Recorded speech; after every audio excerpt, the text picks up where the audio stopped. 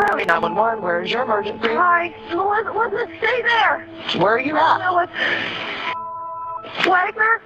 Okay, what's going on? I don't even know. You don't know what's going on? Is he breathing? Oh my God. My husband's dead. Okay, is that your husband? My husband's freaking out, yes. His best friend. My daughter. Elizabeth, get outside. Ma'am. She's on the floor. There's blood everywhere. Oh my God, he has his gun got blood in the back of his head. He's a throw up. What is your name? My name is Sherry Kenny. Sherry. You don't see a gun? No, I don't see a gun. Okay. Listen, I need you and your husband to back out of the residence and wait outside for the officers. Do you hear me? All right. In May 2017, police in the small, quiet town of Bel Air, Ohio, find a man dead in his basement. A gunshot wound to the head. When police arrive on the scene, they meet with the husband and wife that had found the deceased man. David Kinney and his wife Cherry are longtime friends of the victim, 43-year-old Brad McGarry. I can't believe that. How long you guys been looking? 8, 9 years. Oh, yeah. My kids call him Uncle. He's supposed to go to the Bahamas with us in August. Best buds, I think. Yeah, he's one of my best friends. He met him in coal mining classes years ago, and we just took him in his family. I'm trying not to freak out. I'm sorry. I can't not to see that. I'm not supposed to see that, man. Once you go to the beginning, how you come about coming out here? That right there is a weed eater, is the whole plant. Okay. The breeding the weed eater? Yes, sir. We come to the basement door and knocked, because my daughter knocked on the front door. I told her, I said, Cisco, knock on the back door. She went up and knocked on the back door. The door was open. I went up right behind her. I noticed that the kitchen was scattered. There was stuff all over there. I told my wife, I said, Sherry, something's wrong. When the police look in the basement, they find the body of Brad McGarry lying face down on the floor with a pool of blood around his head. Brad McGarry was an openly gay man in a small conservative neighborhood. His friends state that he had just ended a relationship with a man named Scotty, but they didn't know his last name. They stayed with him like an issue with him? He's the last relationship he was in. It was pulled off, and he hasn't been with anybody ever since. Who was the girl? No, it was The guy. He, Oh, he was in with the guy? Yes, sir. yeah, Okay, who was the guy? he, Scott Scotty. something. Scotty. Oh, man. Very bad blood there, true, no kidding. I think just the regular relationship, bickering and working. While looking around the house, police notice that it appears to have been ransacked. Oddly enough, they notice that nothing has actually been taken. There were multiple newer phones lying around, a large TV, and even money on the floor. Police are convinced that the robbery was staged. The next thought is that it was suicide. When the coroner arrives, he starts taking a look at Brad's body. It is apparent that there is a gunshot wound to the head, so he asks if there was a gun found anywhere, but no gun was found. Since oftentimes suicide victims fall on top of the gun after committing the act, police roll the body over, but they still do not find a gun. I don't see a firearm. No, I didn't either. They flipped him over, they didn't see a gun. And that's the case, it wasn't no suicide. He's a rigger. Who found him? People outside. David Kinney.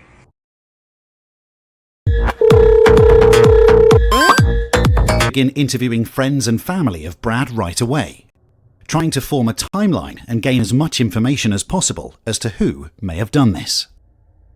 After getting the full name of Scotty Butler, Brad's recently ex-boyfriend, they head to his house right away to interrogate him.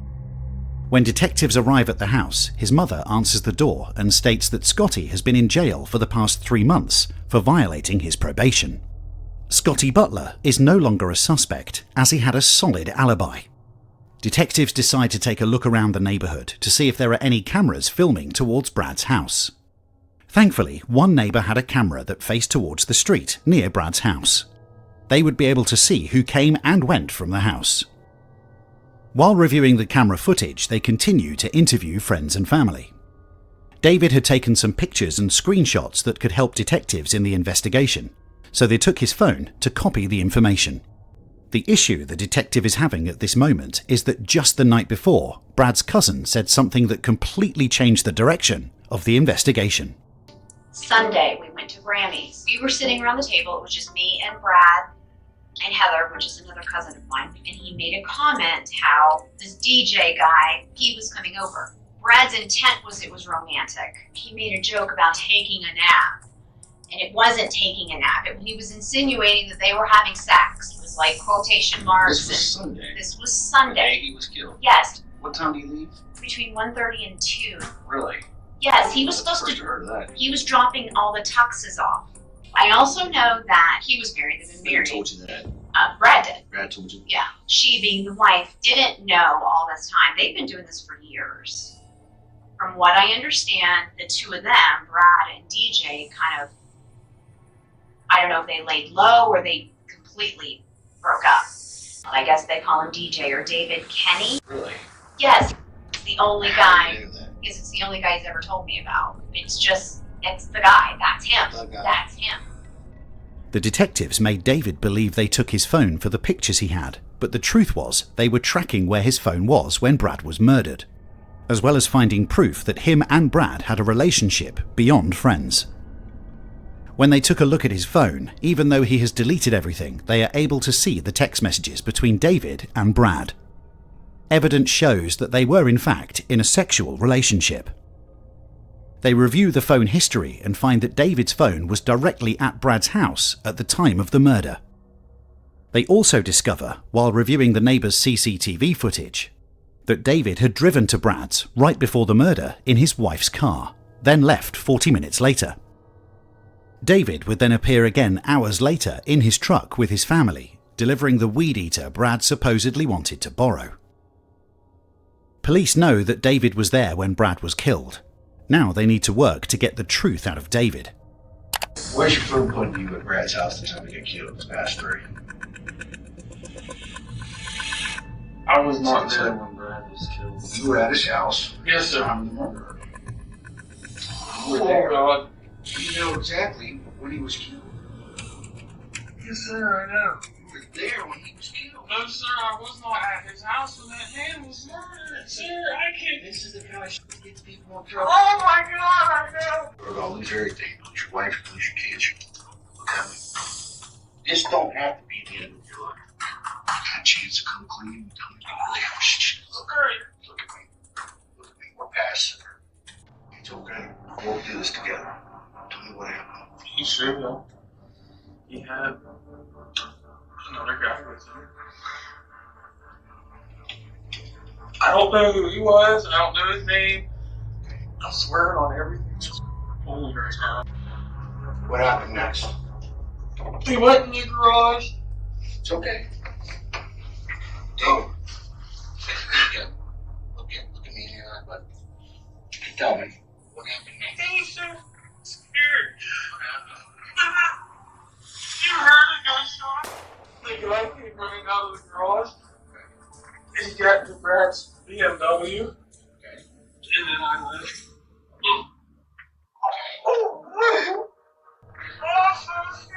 There's a couple things you need to know. Brad's front seat in the Beamer was full of stuff that he brought from the wedding. Yes, sir. He didn't have a passenger. Sir, that guy went back into the BMW.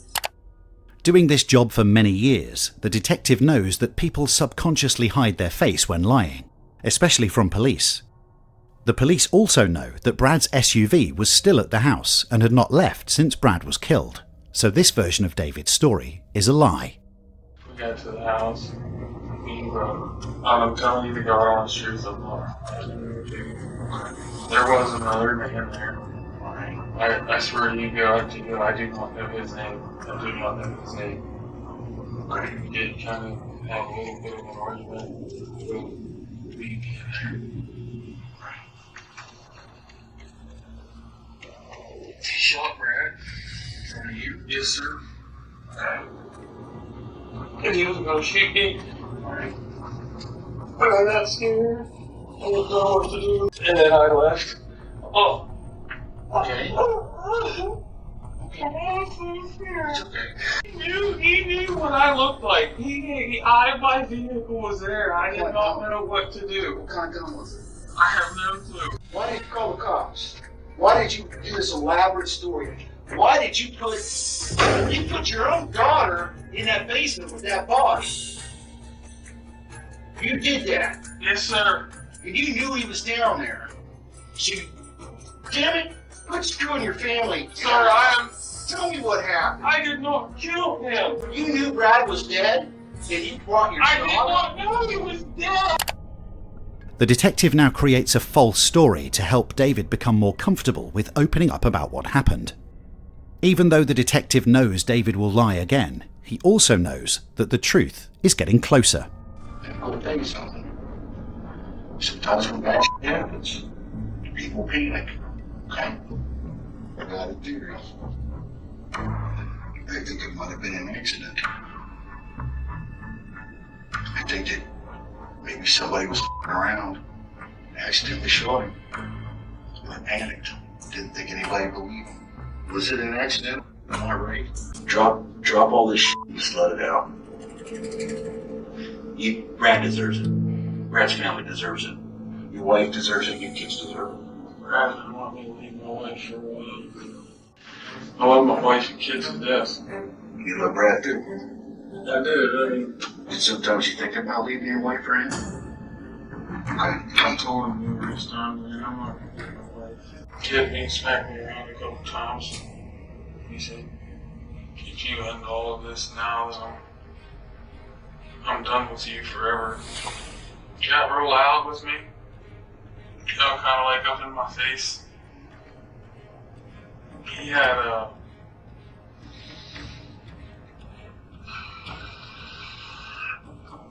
those little derringers. Cross the line, man. Stop. Look at me. Let it go. Tell me what happened next. He had it in his hand. Just kind of like waving it at me, you know what I mean? Okay. Telling me, you know, you're up, I'm tired of you, I can't believe my emotions this long, just to call it quits. He kept waving it at me, so I grabbed it. Okay. What happened after you grabbed it? I pushed him. Okay. And what happened? I saw. After this statement, David stops talking and asks for a lawyer, and even though he says he shot Brad, he will go to court pleading not guilty. In February 2018, David was convicted of aggravated murder with a gun specification. If this man was able to do an assassin's job to someone he loved and his best friend, what could he do to his enemy or someone who opposed him? Kinney, for his part, did offer a brief apology in court, although he made neither an admission nor did he offer an explanation. I'd like to apologize to my Gary family for all the hurt and pain that I put